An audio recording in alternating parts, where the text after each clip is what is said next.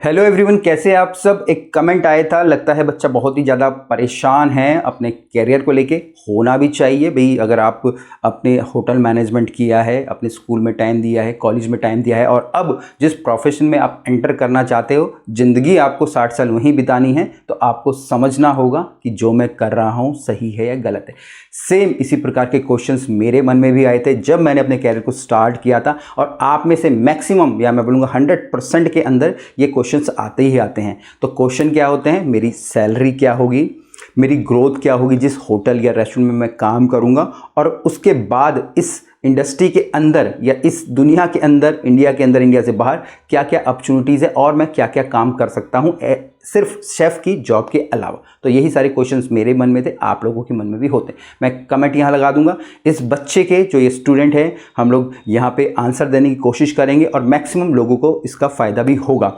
यहाँ पे जो क्राइटेरिया रखे हैं हमने 3, वो रखे हैं कौन से? सैलरी का, दूसरा ग्रोथ का, स्किल का within organisation same hotel या रेस्टोरेंट में, तीसरा अगर आप एक शेफ़ हो तो उसके बाद अगर आप एक कंपनी को थोड़ा समय देते हो उसके बाद आप क्या क्या कर सकते हो। और यहाँ पे हम लोग 3 प्रकार की जॉब ले रहे हैं। पहला है मेरी शिप की जॉब, दूसरा है मेरी लैंड जॉब इंडिया के अंदर जो कि मैं होटल्स और रेस्टोरेंट के अंदर करता हूं, तीसरा मेरी अब्रॉड की जॉब है इंडिया से बाहर जो कि गल्फ कंट्रीज या मेरी जो इंग्लिश कंट्रीज हो सकती हैं।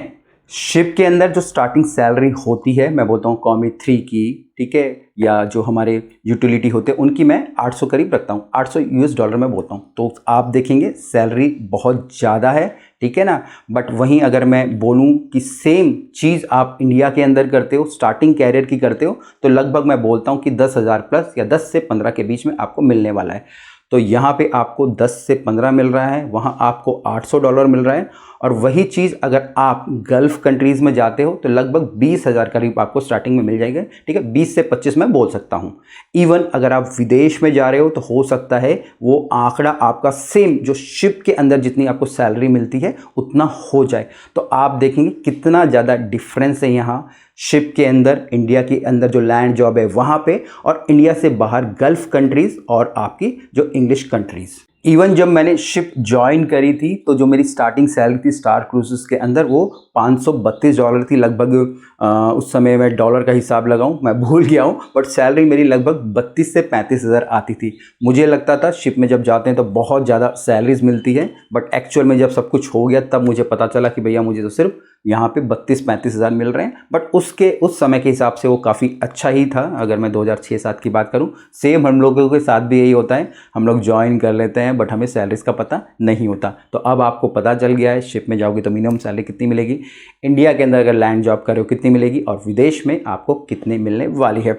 दूसरा हम लोग यहाँ बात करेंगे कि आपको विद इन ऑर्गेनाइजेशन कैसे ग्रोथ मिलेगी और स्किल्स कैसे आप सुधार सकते हो। क्योंकि कई सारे स्टूडेंट ऐसे भी बोलते हैं कि सर मैं क्वांटी में काम करना चाहता हूँ, यहाँ ज़्यादा क्वांटी नहीं सिखाया जाता है, मैं तंदूर में काम करना चाहता हूँ, मुझे कोई तंदूर में काम करने नहीं देता है। तो सबसे पहले यहाँ बात आती है कि भाई आपको क्या वहाँ पे सीखना है। आप जिस भी ऑर्गेनाइजेशंस में जा रहे हैं, हम लोग हमेशा क्या कोशिश करते हैं, हम लोग हमेशा कोशिश करते हैं कि हम लोग स्टाफ से घुल मिल जाए। बट यहाँ पे स्टाफ से घुलने मिलने का मतलब ये नहीं कि आप लोग अपने काम पे ध्यान ना दें। ग्रोथ आपकी ऑर्गेनाइजेशन में तभी होगी जब आप अपने आप को प्रूव कर पाओगे, आपके स्किल्स अच्छे होंगे। और स्किल्स अच्छे होने और जो भी आपकी ग्रोथ कंप्लीटली डिपेंड करेगी कि आपने उस ऑर्गेनाइजेशन के अंदर कितना समय आपने दिया है। हम लोग हमेशा एक जगह 5 महीने नौकरी करते हैं फिर भाग जाते हैं, 6 महीने नौकरी करते हैं फिर भाग जाते हैं। तो इस प्रकार से हो सकता है कि आपको इनिशियल डेज पे तो ग्रोथ मिल जाए। आपने 5 महीने यहाँ करा, 6 महीने आप कहीं और कर रहे हो, थोड़े दिनों के बाद और आपकी सैलरी 2-3 हज़ार बढ़ गई। बट एक समय ऐसा आएगा कि आपके रिज्यूमे में 6 जगह का एक्सपीरियंस होगा और हर कहीं पे कहाँ पे होगा 2-2 महीने का। तो इस प्रकार से आपकी ग्रोथ कभी नहीं होगी। आपको स्लो चलना है, जैसे कछुआ चलता है, स्लो चलता है, बट वो लंबा चलता है अपने 60 साल तक, या जो भी आप अपना एक एक्सपायरी पीरियड बोलते हैं। तो आपको सेम ऑर्गेनाइजेशन को टाइम देना है। और दूसरा, वहाँ पे आपको अपने समय समय पे स्किल्स भी सुधारने, चाहे आपके कुकिंग के स्किल्स हों, ठीक है, आपके मैनेजमेंट के स्किल हों, किस प्रकार से आप टीम वर्क करते हैं, ठीक है। तो ये सारी चीज़ें अगर आप करते हैं और साथ साथ जो आपके अप्रेजल्स होते हैं जो कंपनी के द्वारा करे जाते हैं वो आपको अच्छे से फुलफिल करने हैं, आप देखिए कि आपकी सेम ऑर्गेनाइजेशन में ग्रोथ होगी। अगर आप शिप के अंदर हैं तो आपकी वहाँ पे ग्रोथ हो सकती है, ठीक है। आप कॉमी 3 थे, कॉमी 2, कॉमी 1 बन सकते हैं, CDP DCP बन सकते हैं, शू शेफ तक जा सकते हैं, एग्जीक्यूटिव शेफ भी बन सकते हैं। सेम अगर आप इंडिया के अंदर होटल्स में हैं, रेस्टोरेंट में हैं, तो आप कॉमी 3 से शुरुआत कर सकते हैं, उसके बाद कॉमी 2, कॉमी 1 जा सकते हैं। इवन आप सेम ऑर्गेनाइजेशन के एग्जीक्यूटिव शेफ भी बन सकते हैं। सेम वहीं पे बात आती है, अगर आप गल्फ कंट्री में है, इंग्लिश कंट्री में हैं, तो वहाँ पे भी सेम ही स्ट्रक्चर है। अगर आप किसी कंपनी को अच्छा खासा समय दे रहे हैं, साल या 1.5 साल, 2 साल दे रहे हैं, 2 साल के बाद देखिए कि आपको वहाँ पे तरक्की मिल रही है, नहीं मिल रही है। नहीं मिल रही है तो आप चेंज कीजिएगा, नहीं तो एटलीस्ट आपको एक मिनिमम टाइम फ्रेम देना होता है किसी भी कंपनी को, तभी जाके आपको सेम वहाँ पे ग्रोथ मिलती है, साथ साथ आपकी जो सैलरीज की भी वहाँ पे इंक्रीमेंट होता है। तीसरा हम लोग यहाँ तकाजा जो करने वाले हैं कि भाई अगर मैंने कहीं पे भी टाइम दे दिया है, चाहे शिप के अंदर, चाहे इंडिया में लैंड जॉब के अंदर, या फिर विदेश में, गल्फ में या गल्फ से बाहर, तो मेरे लिए और क्या अपॉर्चुनिटीज़ है। अगर आपने शिप में जॉब कर ली है तो आप आके आराम से इंडिया के अंदर जॉब कर सकते हो। पहले बोला जाता था कि भाई नहीं मिलती, बट सबको मिलती है, मैं जीता जाता यहाँ पे उदाहरण हूँ।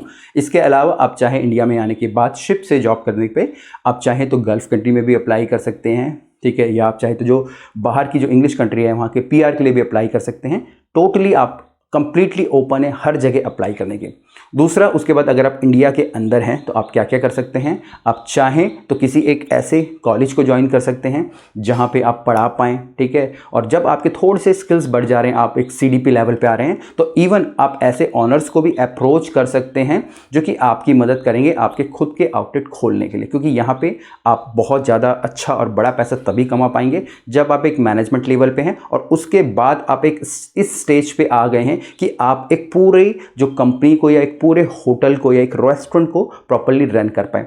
बहुत सारे ऑनर्स हमारे पास आते हैं कि आप हमें ऐसे शेफ दे दीजिए जिनको कि हम पार्टनर्ड करके अपनी जो कंपनी को चला पाएँ, अपने रेस्टोरेंट को चला पाएँ, बट हमारे अंदर स्किल्स नहीं होते हैं। बट इस समय अगर मैं देखूंगा बहुत सारे शेफ ऐसे आगे निकल के आ रहे हैं। तो आप देखिए दुनिया भर की अपॉर्चुनिटीज़ हैं, चाहे आपको फिर इंग्लैंड में जॉब करने के बाद शिप में जॉब करनी है, किसी कैटरिंग कंपनी को ज्वाइन करना है, ठीक है, आप चाहे तो जो हमारी एयरलाइंस कंपनीज होती है उनको ज्वाइन कर सकते हैं, जो हमारी कॉर्पोरेट कंपनीज होती है उनको ज्वाइन कर सकते हैं, जैसे गूगल एक कॉर्पोरेट कंपनी, ठीक है। आप हॉस्पिटल कैटरिंग कर सकते हैं। तो जो अपॉर्चुनिटीज़ है उनकी तो भरमार ही भरमार है।